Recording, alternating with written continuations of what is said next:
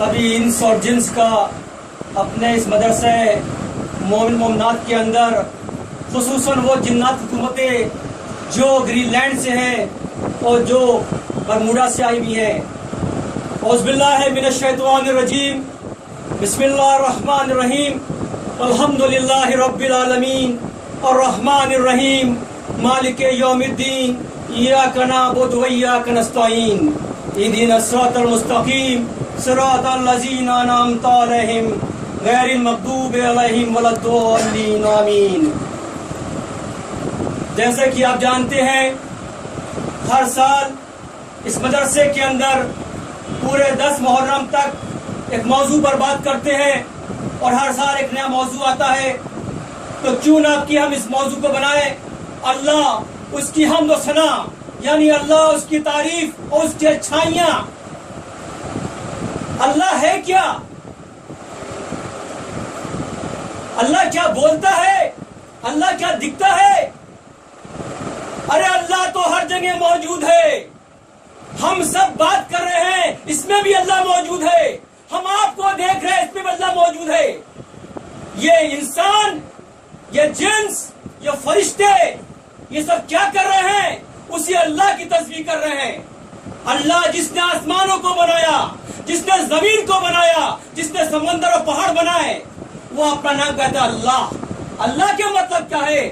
الف کو ال کر دو اور لا کر دو. لا کے مطلب نہیں ہوتا ہے یعنی کچھ بھی نہیں. یعنی جس نے سب کچھ بنایا اس نے اپنا نام کچھ بھی نہیں ہے. انسان ایک چھوٹا سا پن بناتا ہے، ایک پورچی دیتا ہے کہ دیکھو یہ میں نے بنایا ہے. ایک چھڑ بناتا ہے، بولتا ہے یہ میں نے بنایا ہے. اور جس رب العزت نے سب کچھ بنا دیا اس نے نام دے رکھا اللہ، یعنی کچھ بھی نہیں. تو پھر کیا ہے؟ ہم کس کی بات کر رہے ہیں؟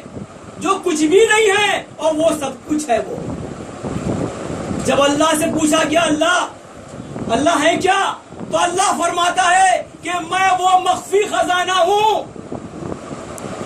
میں وہ مخفی خزانہ ہوں جس میں ہر چیز سمائی ہوئی ہے، یعنی کچھ بچا نہیں. چاہے وہ علم کا کوئی بھی ذریعہ ہو، چاہے اس کائنات میں کوئی بھی چیز ہو، اللہ سے چھپی ہوئی نہیں ہے. یہ وہ اللہ ہے. آج ہم کہاں جا رہے ہیں؟ ہم کس کی بات کر رہے ہیں؟ اگر میں نے تم کو دیکھا تو کہا سبحان اللہ. دیکھا آپ نے؟ ہم سو رہے ہیں ایک مومن تو کہہ رہا الحمدللہ. کیوں کر رہا ہے؟ یعنی کہ ایک مومن کی بات یہ ہے کہ ہر وقت چلتے پھرتے اٹھتے بیٹھتے تعریف خدا کرتا ہے، تعریف تصویر اللہ کرتا ہے. وہ اس کو کہتے ہیں اللہ. اب اللہ کی باتیں سنو.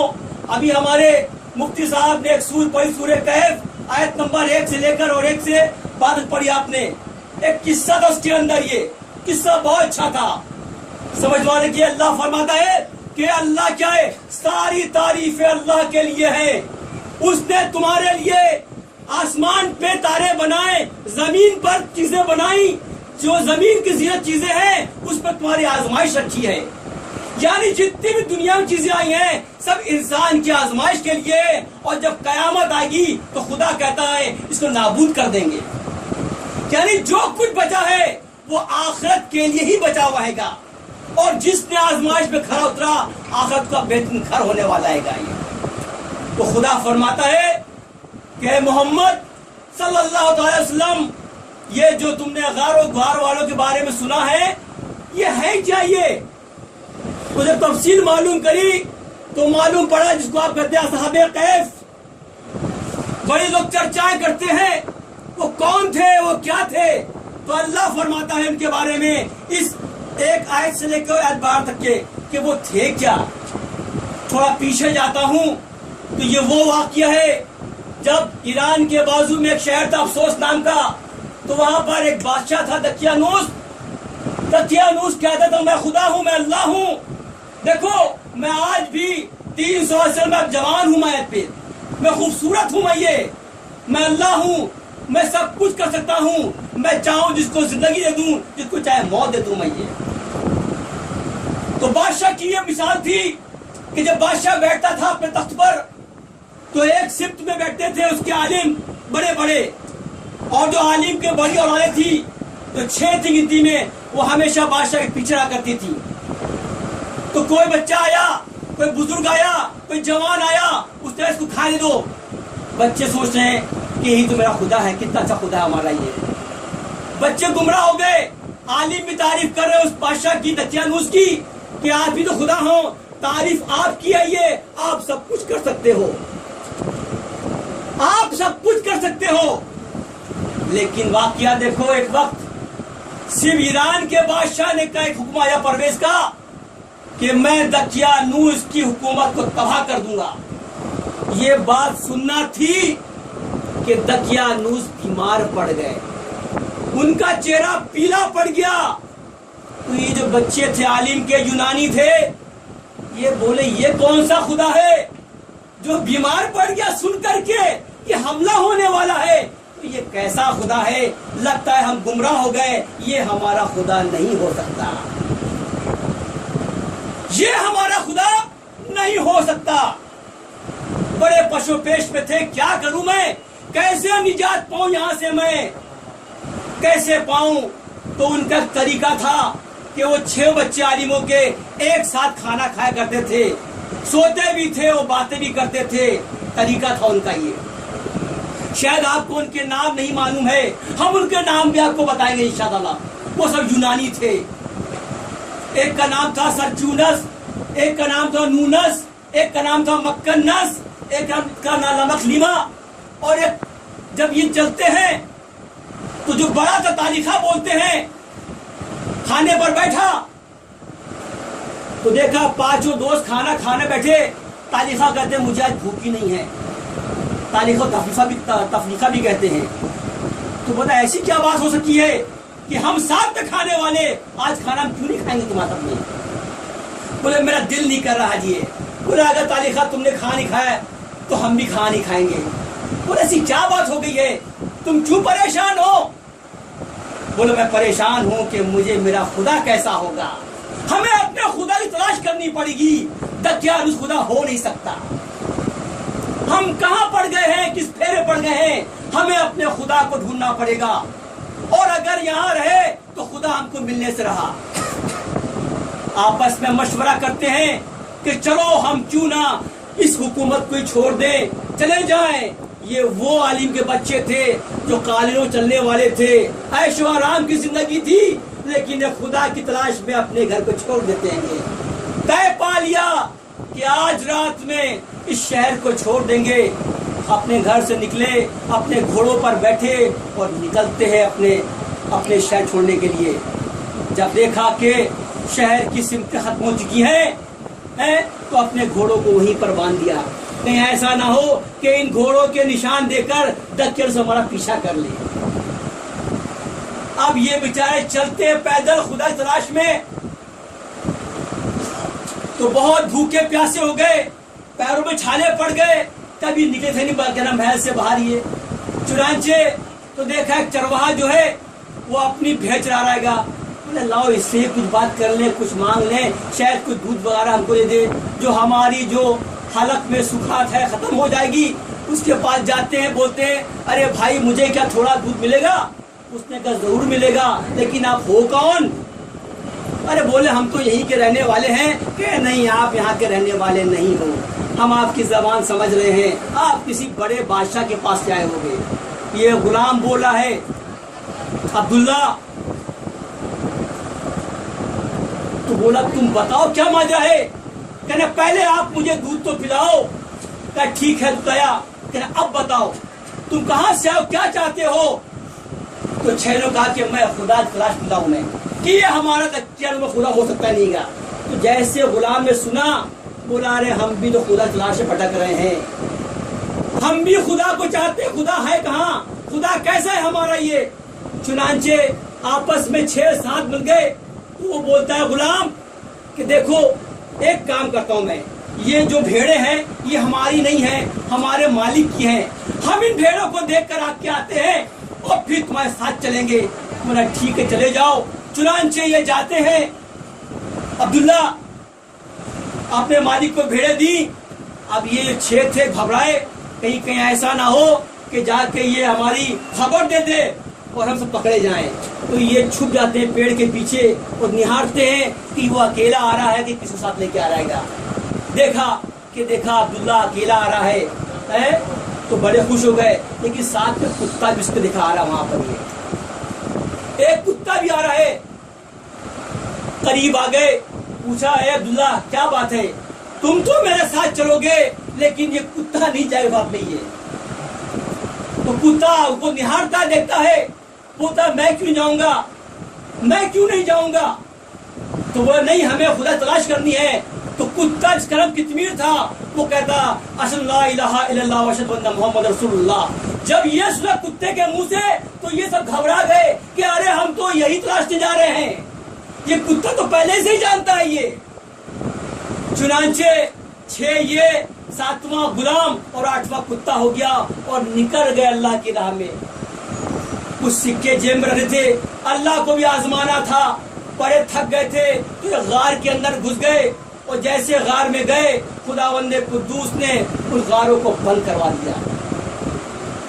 गारों को बंद करवाने वाला भी कोई और नहीं था, वही दकियानूस बादशाह था। जब बादशाह को मालूम पड़ा अपने वजीर के जरिए कि वो गार में सो रहे हैं तो बोले कि सबसे अच्छा मौका है, इस गार को चुनवा दो, ये हमेशा मर जाएंगे। खुदा की शान निराली, खुदा ने उन 7 लोगों को उसी गार के अंदर 390 साल तक साथ रखा और सूरज को हुक्म था कि जब निकलना तो दाएं से और डूबना तो बाएं से। खुदा खुद कहता है हमने उनकी करवटों को बदला और जब इतना टाइम गुजर गया तो अल्लाह ने आजमाया, उनकी नींद छुड़ा दी और आके पूछो दूसरे से कि तुम कितना सोए, तो एक बोलता है शायद 1 दिन या 1.5 दिन या शायद कुछ ज्यादा या कम। बड़े परेशान हो गए तो निकलते हैं खार के बाहर से तो देखते हैं कुत्ता जो था उनका कितमीर, वो तो हड्डियां पड़ी हुई हैं। बोले अरे बाप रे बाप, ये कौन सा टाइम आ गया है कि कुत्ते की हड्डियां बन गई, कुत्ते की हड्डियां बन गई हैं। तो देखा ये शहर अफसोस है वो पूरा बल चुका है। बड़े परेशान हुए कि ये वही शहर है कि नहीं है। कुछ सिक्के थे जेब में, एक दुकानदार के पास जाते हैं और कहते हैं हमें कुछ चीजें खाने के लिए। दुकानदार ने सिक्के देखे, बोले ये माल तुम कहाँ से लाए हो, तुम्हें खजाना मिल गया है, चुपके से बता दो, हम आपस में आधा आधा बांट लेंगे। अरे बोले भाई हम चोर चक्के नहीं है, ये हमारे पैसे हैं, हमने कोई खजाना हासिल नहीं किया है। तो कहता है देख सच्ची बोल, मैं तुझको हाकिम से बंद करवा देंगे। चुनांचे ये माना नहीं, वो हाकिम के पास ले गया, हाकिम से बात करी तो तालिखा ने कहा मैं दकियानूस के वक्त का हूँ। जब उसने नाम सुना तो वो भी घबरा गया, ये तो 390 साल पहले की बात है ये। वो बादशाह के पास गया और बादशाह से कहा कि अरे हमारे इस शहर के अंदर जितने पुराने लोग रहते हैं। बादशाह बड़ा खुश हुआ, बोले अब तो हम एक तस्दीक कर लो। तो ये तालिखा अपने घर जाते हैं तो देखा घर बहुत पुराना हो चुका है, पत्ते उगाए उस पर ये, तो उसको ठोकते हैं तो उसमें से एक और आदमी का था, बहुत बुढ़ा सा दाढ़ी वाला। बोलते हैं तुम मेरे घर में कैसे घुस गए, तालिखा बोलते हैं। बोला तू क्या तालिखा है, बोले हाँ। अरे बेटा मैं तेरा इंतजार कर रहा था, इतना कहा तो इंतकाल हो जाता है घर। अब बात तस्दीक हो गई कि वाकई ये दकियानूस के वक्त के इंसान है ये। बादशाह उनको जाता है महल में, बोलता चलो तुम्हारे और जो साथी उनसे मेरी मुलाकात करो। ये जाते हैं तो बादशाह से कहते देखो हमारे साथ शायद तुमको देख घबरा जाएंगे, है ना, एक काम को तुम पीछे रह जाओ, हम जाते उनको समझाते हैं। कि आते हैं तो दोनों आदमी और अपने साथियों से कहते हैं कि हम जब लेने गए थे हम पकड़े गए और एक बादशाह मिला है और बादशाह हमको लेने आया है। तो आपस में मशवरा क्या करते हैं कि अगर इसने हमको पकड़ लिया तो हमारी खुदा की लाश पूरी नहीं हो पाएगी। अरे खुदा बंदे कुद्दूस तू हम सबको अपनी रहमत पे ले ले। जैसे आपने आवाज निकालती है वो गार वापस बंद हो जाती है, वो गार वापस बना दिएगी। अब ये बादशाह वहां बढ़ता है तो देखा तो ऐसी गार ठुकी हुई है कि जैसे बरसों गार ऐसी पड़ी हुई है। एक छोटी सी जंग होती है एक रोमी में और एक मुसलमान के अंदर। आज भी उस शहर के अंदर जिसको अफसोस कहते हैं जो ईरान के पास में है, वहां पर भी जब भी जाना इंशाअल्लाह एक छोटी सी मस्जिद बनी हुई है, उस पे लिखा है असहाबे कैफ लिखा हुआ है और उनके नाम भी लिखे हुए हैं। तो मैं ये देख रहा हूँ کہ جن لوگوں نے خدا کی تلاش کے لیے اپنا بادشاہت چھوڑ دی، اپنی علمیت چھوڑ دی، تو ہم کیا کر رہے ہیں؟ ہمیں تو ہر چیز مہیا ہے، ہم سب کچھ دیکھتے ہوئے بھی اپنے خدا کو سمجھ ہی نہیں پا رہے ہیں کہ ہمارا خدا ہے کیا۔ خدا وہ ہے جو عبادتوں کے بدلے میں غلاموں کو بادشاہ کر دیتا ہے، اور گناہوں کے بدلے میں بادشاہ کو غلام کر دیتا ہے۔ اور سورہ یاسین کی آیت نمبر 86 بتا رہی ہے کہ وہ میرا خدا ایسا ہے جو کہتا ہے کہ ہو جا تو پورا ہو جاتا ہے۔ اور آگے بڑھے، سورہ نور کیا فرما رہی ہے آیت نمبر 35 کہ میں آسمانوں کا اور زمین کا نور ہوں، میں آسمانوں اور زمین کا نور ہوں، میں ایک قندیل میں ہوں، وہ قندیل جو ہے اس میں چراغ روشن ہے، شفاف روشن ہے، گویا ذکر میں ایسا کوئی نور سا موتی ہے۔ یہ خدا اپنی مثالیں بیان کر رہا ہے کہ خدا ہے کیا۔ خدا کہہ رہا ہے کہ میں اپنی مثالیں بیان کرنے میں کچھ شرماتا نہیں ہوں، جبکہ ہم سب جانتے ہیں خدا ہے کیا۔ خدا ایک نور کا نام ہے جو ہر جگہ موجود ہے۔ خدا فرماتا ہے کہ ہم اپنے نور سے جس کو چاہتے ہیں سیدھا راستہ دکھا دیا کرتے ہیں، اور جس کو چاہا وہ گمراہ ہو گیا۔ یہ ہے خدا، یہ ہے اللہ۔ اب اللہ نے یہ بات ہو گئی کہ اللہ ہمارا ہے کیا۔ ابھی یہ پھول ہے، یہ بھی تو اس میں اللہ کی قدرت ہے کہ نہیں ہے؟ اس کو کس نے پیدا کیا؟ اس کو اللہ نے پیدا کیا۔ یہ چیزیں جتنی بھی ہیں، یہ آدمی کھڑا ہوا ہے، ایک ایک چیز کے اندر اگر دیکھو، اگر چھوٹی سی آنکھ خراب ہو جائے تو دنیا والے کہتے ہیں ڈاکٹر کہ 35,000 خرچ ہے، 50 خرچ ہے، اور ہمارا خدا یہاں پر ہر وقت ہر منٹ میں ایک نیا انسان پیدا کر رہے گا۔ انسان تو مدور ایک آگ بنانا مشکل انسانوں کے لیے، پھر بھی ہم اسی قدرت کو سمجھ نہیں پا رہے ہیں۔ اس کی قدرت ہے کیا؟ اگر کس نے سمجھا ہے اللہ کو، وہ واحد ہمارے نبی تھے۔ خدا نے اپنی وحدانیت کو پہچاننے کے لیے کہ میں اللہ ہوں، تو اللہ نے کیا کیا؟ اپنے نور ٹکڑے کو الگ کر دیا، اور جیسے ٹکڑا الگ ہوا تو یہ طواف کرتا ہے اللہ کا۔ یعنی اللہ نے سب سے پہلے اپنی وحدانیت کو پہچانوانے کے لیے جو خود ایک مخفی خزانہ تھی، اس نے اپنے نبی کو پیدا کیا، اور جیسے نبی نکلے وہاں سے وہ طواف کر رہے ہیں۔ وہ آج تک کے طواف خانہ میں جاری ہے، کبھی بند ہی نہیں ہوا۔ کوئی کہہ سکتا ہے کہ ایک پل کے لیے طواف ہوتی ہے سوائے نماز کے علاوہ جو فرض ہے؟ تو یہ وہ نبی تو اللہ نے دیکھا کہ میرا محبوب، میرا یار، میرا حبیب اتیاطات کر رہا ہے، تو کیا اللہ ایسے کو چھوڑ دے گا؟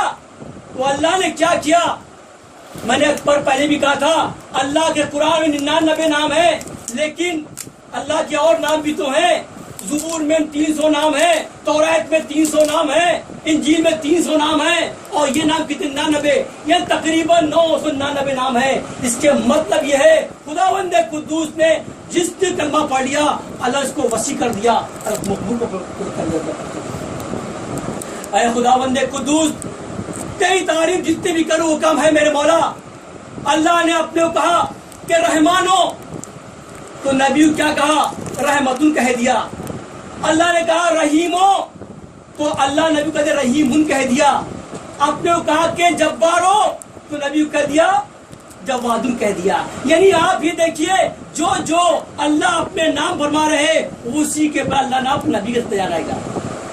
اگر 99 نام اللہ کے ہیں تو اتنے نام کس کے بھی ہیں؟ نبی کے بھی اتنے ہی نام ہیں۔ اللہ نے کہا کہ خالقو، تو آپ کو کہا خلیقن کہہ دیا۔ کہا غفارو میں نام ہے، تو وہاں غنیون کہہ دیا۔ تو اللہ فرماتا ہے جو ہمارے راہ میں اور ہمارے لیے سب کچھ چھوڑ دیتا ہے، ہم اس سے ہو جایا کرتے ہیں گے۔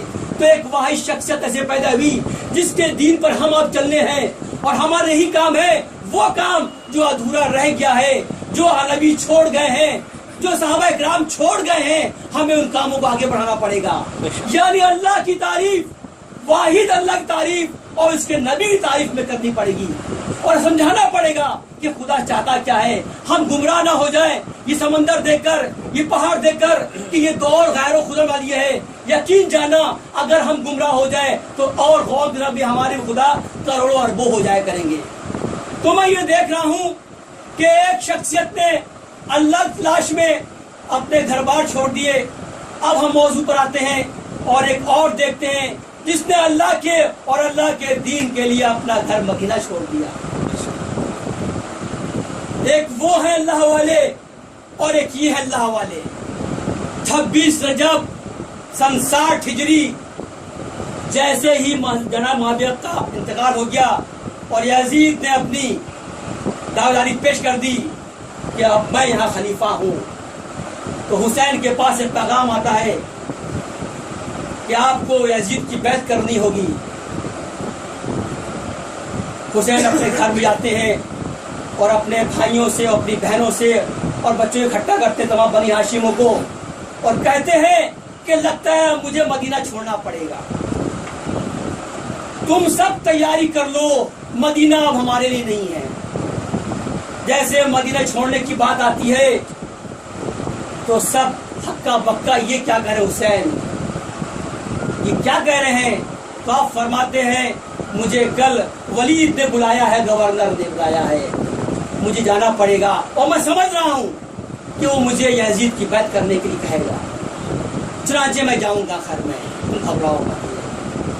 تو زینب فرماتی ہے نہیں، آپ اکیلے نہیں جائیں گے، آپ عباس کو لے جائیں گے، تو گھبرانے کی بات نہیں ہے، میں جاؤں گا. چنانچہ آپ جاتے ہیں، ولید کے پاس میں دیکھا حاکم بازو میں بیٹھا ہوا ہے، تو حاکم تو بیٹھ کھڑا، جو ولید کھڑا ہو جاتا ہے، ان کی تعظیم کرتا حسین کی، تو فرماتا ہے کہ مجھے پاس میں خط آیا ہے کہ آپ کو یزید کی بیعت کرنی ہوگی. یہ حسین آپ فرماتے ہیں تو جان تو یزید کیسا آدمی ہے، کہنا میں مجبور ہوں، میں مجبور ہوں. تو آپ کا ٹھیک ہے، کام کر دیں گے. حسین نے دیکھا آگے بازو کہ سب تلوار لیے کھڑے ہیں، آپ سمجھدار تھے، آپ نے کہا اتنا بڑا فیصلہ ہے میں یہاں کیسے کر لوں، میں عوام کے سامنے فیصلہ کروں گا. چنانچہ یہ وہاں سے نکل آتے ہیں. حاکم کہتا ہے کیا بےوقوف تمہیں گئی، آج ایک اچھا موقع تھا حسین کو شہید کرنے کا، تم نے چھوڑ کیوں دیا؟ تو آپ پلٹتے ہیں، تیری یہ جرت، گھبرا جاتا ہے. آپ گھر لوٹ کے آتے ہیں اور کہتے ہیں اب مدینہ میں رہنا بہت مشکل ہے، اب مدینہ چھوڑنا پڑے گا. اگر مدینے میں رہے تو مجھے یزید کی بیعت کرنی پڑے گی، اور یزید کی بیعت کرنے کا مطلب ہے کہ جو دین مصطفیٰ ہے، جو دین نانا ہے، وہ ختم ہو چکا جائے گا. ہمیں اپنے اسلام کی بجانا ہے، دین اسلام کی فتح کے لیے چھوڑنا پڑے گا. چنانچہ کہتے ہیں تیاری کر لو. اب دیکھا کہ ایک عجیب افراتفری ہے، مدینے والے کو معلوم پڑتا ہے کہ حسین تو جا رہے ہیں اور پورے اہل وفد لے کے جا رہے ہیں.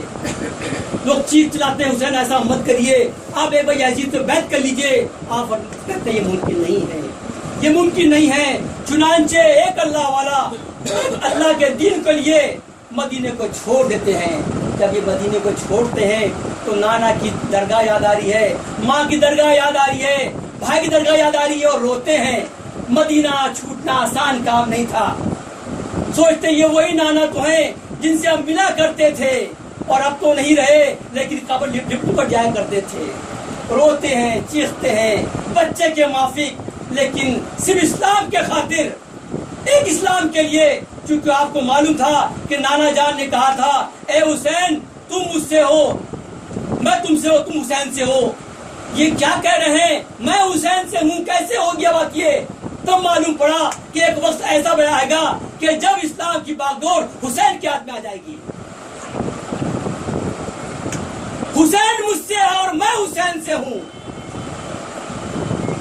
تب آپ سمجھ گئے کہ یہ وہی دن کا انتظار تھا. تو آپ روتے تو سو جاتے ہیں گے کہ خواب دیکھتے ہیں.